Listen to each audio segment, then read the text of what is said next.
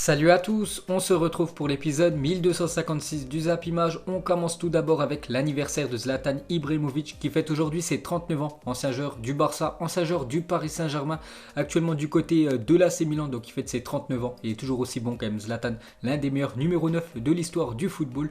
Bon anniversaire à lui. Il y a un autre anniversaire en ce 3 octobre, c'est l'anniversaire du gardien espagnol, beaucoup critiqué quand même, Kepa Arrizabalaga, ce gardien de Chelsea qui fête aujourd'hui ses 26 ans. Ensuite, on va parler du match avancé de cette 6e journée de Ligue 1 qui avait lieu hier du côté du Parc des Princes. Le Paris Saint-Germain recevait l'équipe de Angers, donc il n'y a pas eu match parce que le PSG s'est imposé 6-1 contre cette équipe de Angers.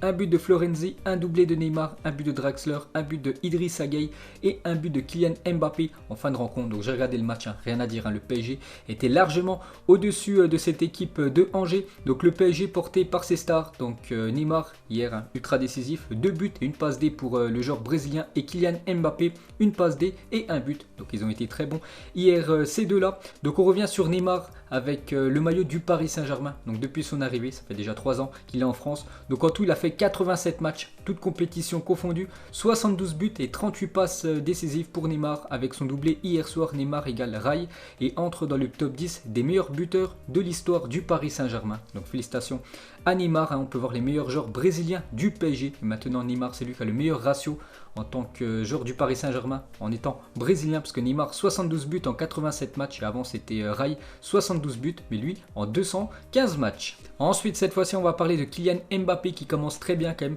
cette nouvelle saison. Les 4 matchs qu'il a disputés, à chaque fois, il a été au moins une fois décisif, que ce soit contre la Suède, Nice, Reims ou Angers. À chaque fois, il a marqué au moins un but ou une passe D. L'attaquant français, et avec son but hier, donc il devient le 6e meilleur buteur de l'histoire du Paris Saint-Germain en championnat, parce qu'il est ex-aequo maintenant avec Susic à 66 buts en Ligue 1, parce que sinon, toute compétition confondue avec le PSG, il a déjà inscrit 92 buts. Kylian Mbappé est toujours ce classement dominé par Edinson Cavani, 138 buts avec le Paris Saint-Germain en championnat, et toute compétition confondue pour Cavani, c'est 200 buts avec le PSG.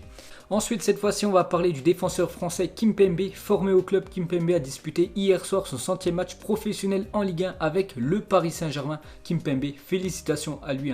Depuis pas mal de temps, il a vraiment pris une place de titulaire dans cette équipe du Paris Saint-Germain. Félicitations à Kimpembe pour sa 100e. Ensuite, on va parler du défenseur droit Florenzi, le défenseur italien et recrue du Paris Saint-Germain pendant ce mercato 2020, inscrit hier soir son premier but avec le PSG, un début de saison très prometteur pour l'Italien, parce qu'il est plutôt bon quand même sur ce côté droit. Il remplace parfaitement Thomas Meunier, lui qui a quitté le club il y a quelques semaines, donc parfait Florenzi, premier but pour lui, en plus un magnifique but qu'il a inscrit hier contre Angers. Et pour finir sur cette rencontre, donc une déclaration de Stéphane Moulin, le coach de Angers, qui confirme le départ du jeune Ryan Aït-Nouri qui était titulaire hier avec cette équipe de Angers. Donc lui, c'est un défenseur gauche de cette équipe de Angers, il a seulement 19 ans et devrait quitter cette équipe de Ligue 1 pour aller en Angleterre du côté de Wolverhampton. En interview d'après-match, il a dit « Je lui souhaite bon vent, je suis un peu ému, c'est un garçon de talent qui nous quitte ». Donc il a dit ça hier à la chaîne Téléfoot, donc il devrait aller du côté de Wolverhampton en tant que défenseur gauche. Donc Wolverhampton, la saison prochaine, défenseur gauche Aït-Nouri, défenseur droit Semedo. Ensuite, sinon, jetez un coup d'œil à tous les autres résultats de la soirée d'hier. On peut voir que la Fiorentina s'est inclinée sur sa pelouse 2-1 contre la Sampdoria. Union Berlin s'est imposé 4-0 contre l'équipe de Mayence. On peut voir le programme de la journée. Il y a encore beaucoup de foot aujourd'hui. Donc à 17h, Lens reçoit l'équipe de l'AS Saint-Etienne. Nice contre Nantes ce soir à 21h. On peut voir le multiplex de Ligue 2. En Première Ligue, il y a des très belles affiches, dont une vraiment qui va être pas mal. C'est Leeds United contre l'équipe de Manchester City. Il y a aussi des matchs en Espagne, en Italie et aussi en Allemagne. Ensuite, on ouvre la page Coupe d'Europe et officiel le tirage complet des poules de l'Europa League pour cette saison 2020-2021. Regardez tous les groupes, il y en a pas mal, mais nous on va surtout regarder les groupes des 2 équipes françaises engagées, donc l'équipe de Lille et l'équipe de Nice. Donc officiel, voici les groupes de Lille et Nice pour l'Europa League. Donc Lille a vraiment un énorme groupe, c'est un groupe quasiment niveau Ligue des Champions avec le Celtic Glasgow, le Sparta Prague et surtout l'AC Milan. Donc ça va être très compliqué pour cette équipe de Lille. N'oubliez pas, c'est les 2 premiers qui se qualifient pour les 16e de finale, les 2 premiers de chaque poule. Et le groupe C, le groupe de Nice aussi, un groupe très costaud avec le Bayer Leverkusen, Slavia Prague et l'équipe de de Hapoel. Donc le groupe de Lille est d'un niveau de Ligue des Champions, hein, donc pour vous dire que c'est costaud quand même pour les clubs français. Donc regardez tout d'abord le calendrier de Nice en Europa League, donc ça commencera le 22 octobre prochain, donc dans une quinzaine de jours. Ça sera un déplacement du côté de Leverkusen pour cette équipe de Nice, avant de recevoir l'équipe d'Israël Hapoel. Donc ça sera le 22 octobre prochain.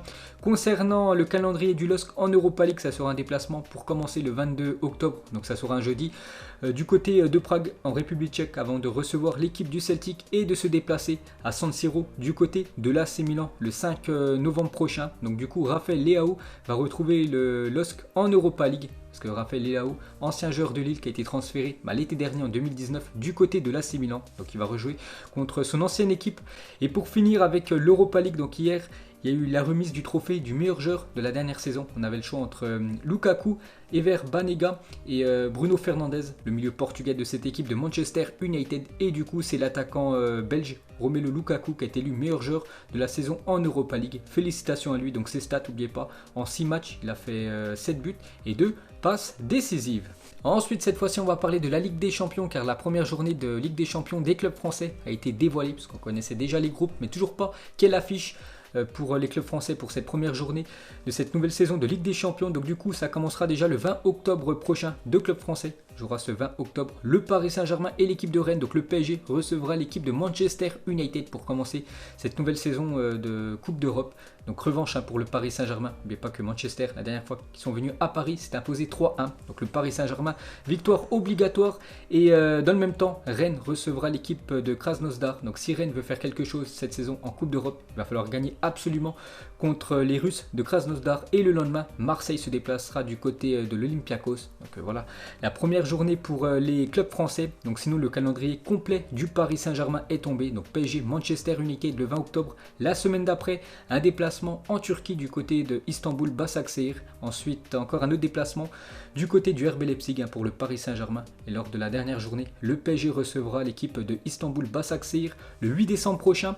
Cette fois-ci, le calendrier complet de l'Olympique de Marseille, donc l'Olympiakos. La semaine d'après, l'Olympique de Marseille recevra l'équipe de Manchester City au stade Vélodrome. La dernière journée, le 9 décembre prochain, ça sera City OM, en espérant que Marseille soit déjà qualifié. Sinon, c'est très compliqué d'aller chercher la gagne en Angleterre. Et pour le stade rennais, donc Rennes-Krasnodar, ensuite un déplacement à Séville, ensuite un autre déplacement du côté de Chelsea. Un calendrier très compliqué pour le stade rennais. Ensuite, pour continuer avec ce calendrier de la Ligue des Champions qui est différent par rapport aux années précédentes, vu que cette année la Ligue des Champions commence bien plus tard que par rapport à l'année dernière. L'année dernière c'était début septembre la première journée, alors que là la première journée c'est le 20 octobre. Donc du coup les journées seront plus rapprochées, parce que le 20 octobre, le 27 octobre et le 3 novembre, ça sera les 3 premières journées. Donc pendant 3 semaines il y aura de la Ligue des Champions d'affilée, ensuite une pause de 3 semaines et après ça reprendra pour 3 semaines. Et pour finir, c'est phase de poule de LDC. Ensuite, on va regarder cette fois-ci le calendrier du FC Barcelone pour cette future saison. Donc le Barça recevra l'équipe de Hongrie, Ferencváros, pour cette première journée. Ensuite, un déplacement du côté de la Juventus et ensuite la réception du Dynamo de Kiev. Donc voilà le calendrier complet pour cette équipe du FC Barcelone. Et concernant le calendrier du Real Madrid pour la Ligue des Champions, donc le Real commencera le 21 octobre prochain avec la réception du Shakhtar, avant de se déplacer en Allemagne du côté du Borussia Mönchengladbach, avant de recevoir après l'équipe de l'Inter. Ensuite, on ouvre la page transfert, on commence avec une info du Real Madrid s'intéresse à Houssem Aouar. Zinedine Zidane, l'entraîneur français du Real Madrid, apprécie beaucoup le profil du milieu lyonnais. Les deux hommes ont échangé très récemment, mais l'opération ne sera pas simple à boucler. Et surtout, il faut qu'elle se boucle très rapidement, cette opération. N'oubliez pas que la fin du mercato, c'est lundi soir à minuit, le 5 octobre. Donc il ne reste plus que le week-end pour finaliser ce transfert. Mais Houssem Aouar, lui, veut quitter le club. On peut voir pas mal d'infos sur Houssem Aouar. Donc Zidane apprécie beaucoup le profil d'Aouar, annonce l'équipe. Le technicien français aurait récemment discuté avec le Lyonnais. Ce dernier serait très motivé à l'idée de rejoindre le Real Madrid. Le Real, quand même, c'est la meilleure équipe de la planète.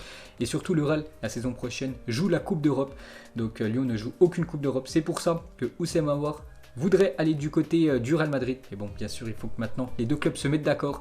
N'oubliez pas que le président lyonnais Jean-Michel Aulas espère au moins 50 millions d'euros pour son milieu français. Et pour finir avec Houssem Aouar, il y a aussi le Paris Saint-Germain qui a des vues sur le milieu lyonnais. Donc Leonardo, il a dit Aouar au PSG, ça fait un peu rêver, mais peut-être que ce n'est pas le moment. Ce n'est pas facile maintenant, c'est un peu compliqué. S'il nous intéresse, Aouar intéresse beaucoup de clubs. Donc voilà ce que dit Leonardo. Donc bon, Aouar au Paris Saint-Germain, on peut le dire, c'est mort. Mais voilà, le PSG quand même rêve de Houssem Aouar, peut-être lors des futurs mercato. Mais cette année, ça va être compliqué. Ensuite, regardez la une Journal Sport aujourd'hui en Espagne et ça parle de la nouvelle recrue d'Est hier qui a été présentée au Camp Nou. Donc Dest veut être le nouveau Alves. Donc Dest est venu au Barça pour essayer d'imiter son idole. Donc Dani Alves est mon modèle, il joue dans la même position que moi et j'ai vu de nombreuses vidéos de lui sur YouTube et j'ai beaucoup appris. C'est vrai que Dani Alves, ancien très grand défenseur droit du côté du FC Barcelone. Donc Dest, le jeune joueur hollandais ou américain vu qu'il a la double nationalité, veut faire comme Dani Alves, la même carrière qu'a eu l'ancien défenseur Blaugrana du côté de l'Espagne. Et pour finir avec Dest, il a parlé de Léo Messi, la légende du côté du club Blaugrana. Je pense tout simplement qu'il est le meilleur joueur de tous les temps, donc je pense que ce sera merveilleux de jouer avec lui. Je vais tellement courir pour lui, je vais tout donner. Donc voilà ce qu'a dit Sergino Dest à propos de Léo Messi. Ensuite, une déclaration de Niko Kovac qui confirme que Wissam Ben Yedder évoluera bien à Monaco cette saison, malgré que Monaco ne joue aucune Coupe d'Europe et que Ben Yedder peut jouer dans une équipe qui joue la Ligue des Champions. Donc c'est officiel, hein. Il a annoncé hier en conférence de presse que l'attaquant français Wissam Ben Yedder restera en Ligue 1. Oui, je vous confirme, il reste. Wissam est vraiment un très très bon joueur, un top player. Et ça, c'est très bien pour la Ligue 1 de garder une pépite. Ensuite, un transfert officiel, c'est Borja Mayoral qui est prêté à l'AS Roma par le Real Madrid. Donc il quitte cette équipe du Real où il jouait très peu et il rejoint en prêt cette équipe italienne de l'AS Roma. Ensuite, un autre transfert officiel, c'est Manchester United qui prête Andreas Pereira, 24 ans, à la Lazio. Donc c'est un prêt avec une option d'achat de 27 millions d'euros. Donc il quitte la Première Ligue pour aller en Italie. Ensuite, officiel, Saturnin Alagbe, 26 ans, Niort signe à Dijon. Donc il remplace Alfred Gomis, lui qui a signé il y a quelques jours du côté de Rennes pour remplacer Edouard Mendy. Donc du coup, ça sera Saturnin Alagbe, le nouveau gardien de Dijon que je connais pas du tout. Ensuite, on va parler de Carlos Vinicius. L'attaquant brésilien Carlos Vinicius va découvrir la Première Ligue. Le joueur de 25 ans vient d'être prêté par le Benfica Lisbonne à Tottenham, un prêt payant de 3 millions d'euros avec une option d'achat de 45 millions d'euros. Donc peut-être encore un gros bénéfice pour cette équipe du Benfica qui prête pour une saison son attaquant brésilien du côté de Tottenham. Donc Carlos Vinicius, ses stats donc en Première Liga la saison dernière. Donc déjà il a terminé meilleur buteur du championnat portugais, 32 matchs. Il a marqué 18 buts et 8 passes D et toutes compétitions confondues. La saison dernière, 47 matchs, 24 buts et 13 passes D pour lui, impliqué dans un but toutes les 71 minutes. Donc c'est officiel, il rejoint cette équipe de Tottenham en prêt avec une option d'achat de plus de 45 millions d'euros. Donc le mercato estival de Tottenham est plutôt pas mal avec les arrivées de Gareth Bale, Carlos Vinicius, Reguilon, Doherty, Hojbjerg et le gardien Joe Hart. Ensuite, cette fois-ci, on va parler de Liverpool et une nouvelle belle vente pour Liverpool. Le jeune attaquant Ryan Brewster va être vendu 25 millions d'euros à Sheffield United avec une option d'achat et 15% à la revente s'il ne revient pas chez les Reds. Le joueur passe actuellement sa visite médicale, donc c'était hier. Donc du coup, il a signé du côté de ce club de Sheffield United jusqu'en 2025, montant du transfert 25 millions d'euros. Et les Reds ont également un pourcentage de vente de 15%. Donc tout bénéf pour cette équipe de Liverpool s'il venait à quitter le club dans les futures saisons. Donc Liverpool pourrait encore toucher 15% de plus. Ensuite, on va parler de Manchester City et la chance de Pep Guardiola et City au tirage au sort des poules de la Ligue des Champions depuis 2016. Donc à chaque fois, ils sont dans des groupes très facile pour eux, on peut le dire, à Manchester City qui sera à chaque fois en tête. Donc en 2016, c'était le Borussia Mönchengladbach, le Celtic et le Barça. Bon, là, il y avait le Barça, c'est vrai que c'était quand même costaud. Mais en 2017, Naples, Shakhtar, Feyenoord. En 2018, Lyon, Shakhtar, Hoffenheim. En 2019, Shakhtar, Zagreb, Atalanta, Bergame. Et en 2020, Porto, Olympiakos et Marseille. Donc ça va pas trop dur pour Pep Guardiola. À chaque fois avec son équipe, ils sortent en première position. Ensuite, on va parler de Karim Benzema, est le second joueur de Liga à avoir le plus frappé depuis le début de la saison. Déjà 9 tirs pour Karim Benzema, derrière Gérard Moreno, 13 tirs, mais lui il a déjà inscrit 3 buts. Malgré tout, l'attaquant français n'a toujours pas marqué en 3 journées. C'est vrai que déjà 9 frappes pour Karim Benzema, aucun but pour l'instant pour l'attaquant français. Cette fois-ci, on va parler de Eden Hazard, actuellement blessé. Donc Hazard a manqué plus de matchs pour cause de blessure avec le Real Madrid. Déjà 27 matchs manqués pour Eden Hazard, que durant toute sa carrière à Lille, Chelsea et avec la sélection belge, où il avait loupé 24 matchs avec ces 3 équipes. Pour vous dire qu'actuellement, c'est très compliqué pour la star belge. Ensuite, pour continuer avec la Belgique, donc Roberto Martinez, le sélectionneur belge, dévoile la liste des 23 joueurs sélectionnés pour le prochain rassemblement de la Belgique. Donc bien sûr, Hazard n'est pas là.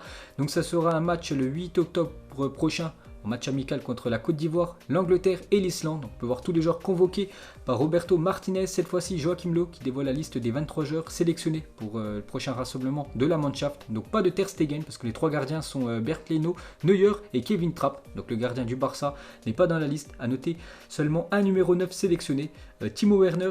Cette fois-ci, le groupe de Gareth Southgate pour les 3 futurs matchs de l'Angleterre. Donc ça sera un match contre les Pays de Galles, contre la Belgique et contre Danemark. On peut voir que Phil Foden et Greenwood, qui étaient là lors du dernier rassemblement, qui avaient invité des filles à l'hôtel, ne sont pas dans cette liste.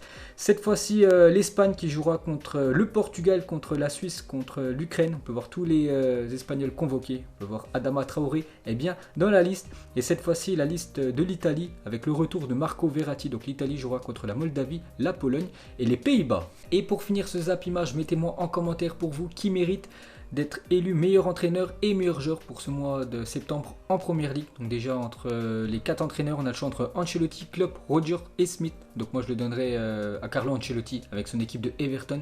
Ils ont tout gagné pour ce mois de septembre avec pas mal de buts inscrits. Et concernant les joueurs nominés pour le titre de meilleur joueur du mois de septembre, donc Patrick Benford, Calvert-Lewin, Harry Kane, Timothy Castagne, Tariq Lamptey, Sadio Mané, James Rodriguez et Jamie Vardy. Cette fois-ci, je le donnerai à l'attaquant de Everton, Dominique Calvert-Lewin, qui a marqué beaucoup de buts en PL. Donc voilà les gars, la fin de ce Zap Image 1256. Donc si ça vous a plu, un petit like et je vous ferai l'épisode 1257 demain. Donc moi je vous laisse et je vous dis à la prochaine comme d'habitude. Ciao à tous.